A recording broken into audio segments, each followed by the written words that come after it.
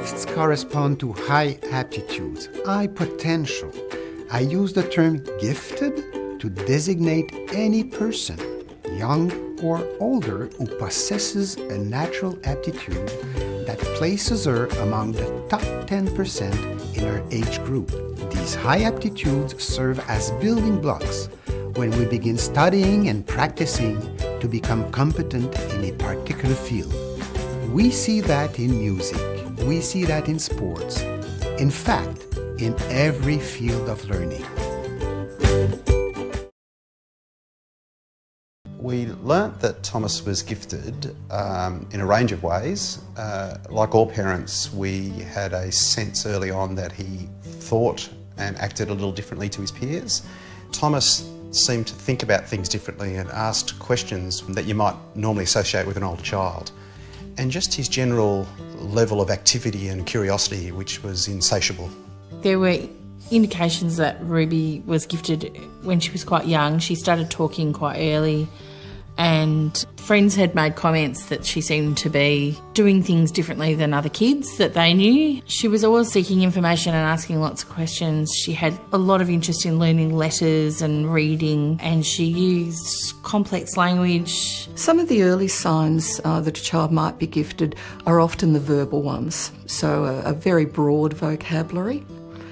The child using words accurately that you wouldn't expect they might use. For a child who might have non-verbal abilities, they may have the capacity to work a video, program the DVDs, play around with computer software, even at very young ages. Around about 3 years old, Matthew basically just started playing the notes on the piano, and we were going, wow, Yeah, he wasn't reading any notes, he was just playing the notes, and in his mind he could hear that the notes made a different sound, and then he actually formulated the tune just based on hearing the notes and knowing which notes made which sound. Gifted children are identified in two ways. You can do a formal way, which is an IQ test, or you can do it informally, which is to gather up a lot of information and observations from a range of people, and it may be teachers, the rest of the family, and your own observations of your child.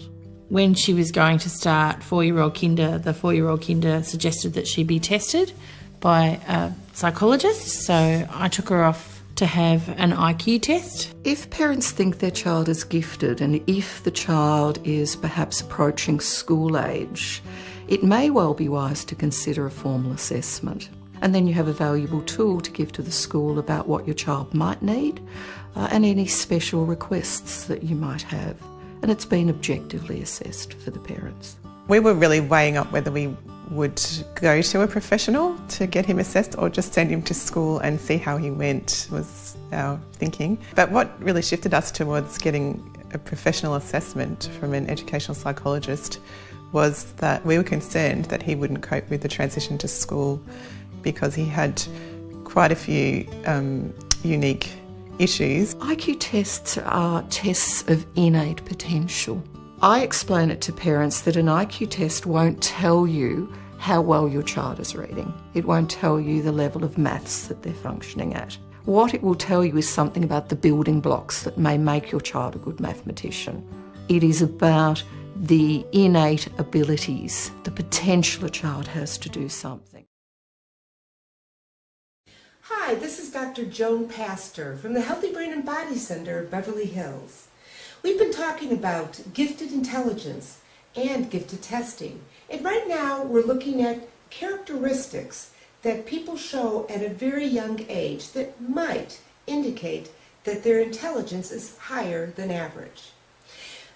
So far, we've talked about having an early interest in learning, curiosity in learning new things. But now I want to talk about the fact that also a child who is gifted is able to grasp concepts at a much younger age than their peers. So for example, if we're talking about, learning math, just simple addition and subtraction, the whole concept of understanding those principles, that child might be able to absorb at a younger age. Or when they're learning those same principles with their peers, let's say in kindergarten or in first grade, okay, they're going to pick it up much faster. So while other children are still memorizing their numbers, okay, and later memorizing their multiplication tablets, your child might have been able to grasp those multiplication concepts and how it works much faster than the average child. Now, just because they're smarter in that way doesn't necessarily mean they're going to be more successful in life. They need to know how to apply these concepts that they're able to grasp more quickly. And you know as well as I knew that there's a lot of really highly intelligent people out there, gifted people, in fact, who haven't necessarily made the best choices. So another thing we look for in gifted children is common sense. Can they also just understand common sense social skills and intuitions and knowing right from wrong and ways to do things that are more efficient, okay, than other ways of doing things? These are other things we look at too. But conceptually, the ability to understand moving from print to cursive writing, the ability to understand the principles behind spelling, okay, and to retain them, that's really key. The ability, I talked about arithmetic and multiplication, okay, and of course, as the child gets older, being able to apply those principles so that they can read words more quickly because they understand and retain the principles of spelling. These are the things that we look for, not just that they can understand it, but also that they're able to apply it, to generalize it to a wide range of areas. Hello and welcome to Teachings in Education. This video will introduce several different teaching strategies for gifted and talented students. One strategy is to group gifted and talented students together. Too often they are used as peer tutors to help lower level students. Teachers should consider allowing these children to set their own goals. This will make them more invested in their goals. Interest surveys. Find out what they like, and then create lessons and activities based off of their interests. Gifted and talented students will usually finish their assignments before the rest of the class. Teachers need to have assignments ready for them when finished, otherwise they may act out. An inquiry-based approach is a model that will stimulate these children's mind. It is a form of active learning where students are given intriguing questions. Something often overlooked is simply making learning fun. Education frameworks for teaching gifted students center around engagement and fun activities.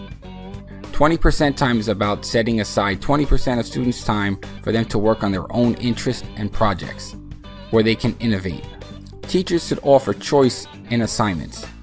In this way, gifted and talented students feel empowered as well as feeling like they have a voice.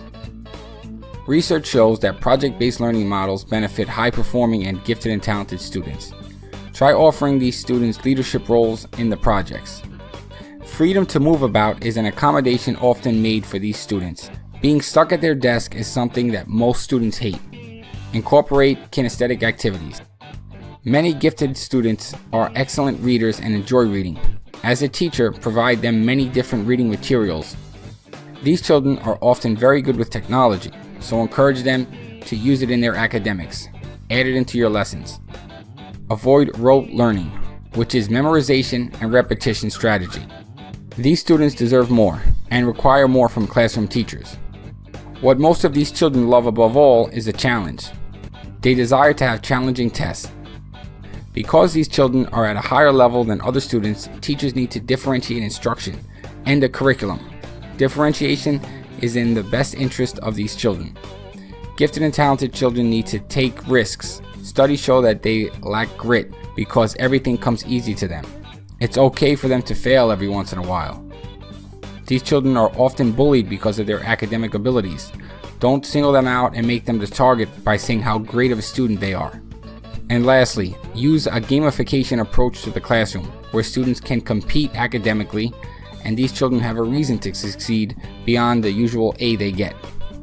Right now, I want to thank you for your time. Please check the description for resources related to teaching gifted and talented students. Don't forget to subscribe to this channel and hit the thumbs up button.